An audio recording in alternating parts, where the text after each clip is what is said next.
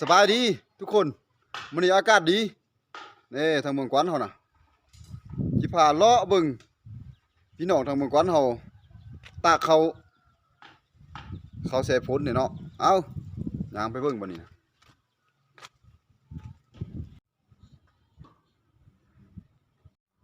สุมปีเชอะเอาเข้ามาเฮือนเนาะเสร็จแล้วหายแล้วนาว่าตะไกลขึ้นเฮือนกำไรสาวเหนื่อยปีนี้สิได้เฮงปานนี้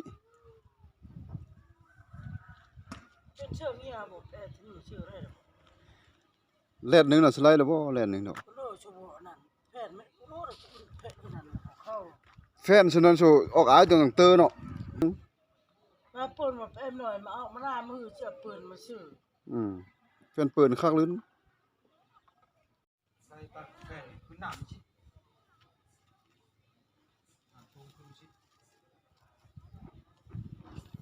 ปั้นแข่งฝนบ่เนาะเอาที่ขึ้นเป็นนี่หนามทุ่งฉ่ำเบิ่งแม่ความทุกข์ความยากอ่ะนำท่วงต่อเลยเต้าเม็ดมืออันนี้มันเข้าแม่เฒ่าผมมีแม่เฒ่านางเฝ้าอยู่หั่นนี่มาช่วยเหลือแน่สาเหตุย้อนว่าฟ้าฝนตกติดต่อกันหลายมื้อหลายเว้นพี่น้องเอ้ยผู้เฒ่าแม่นว่ามีเวียก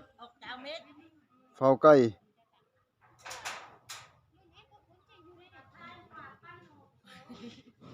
ไล่กี่เป๋าติเม็ดน่ะ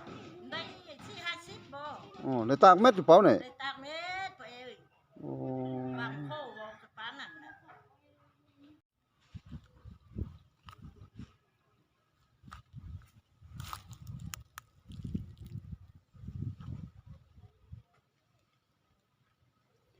สาเหตุย้อนฝนตกติดต่อกันหลายมื้อหลายวันแล้วรู้เก็บเกี่ยวพี่น้องเอ้ยอ๋อหลังตะโกนเฮงหรอทั้งปากเห็นวีชื่อเจ้าโชเกียว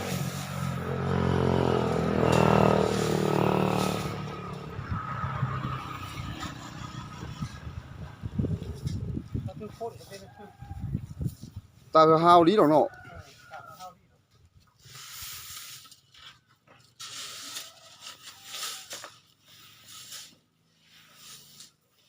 นี่อันนี้เป็นเบียร์ของผู้เฒ่าได้นี่นะเฝ้าไก่ ผู้เฒ่าเฝ้าไก่เดี๋ยวหายเดี๋ยวหน้าแล้วก็ยังมีเวียกเนาะ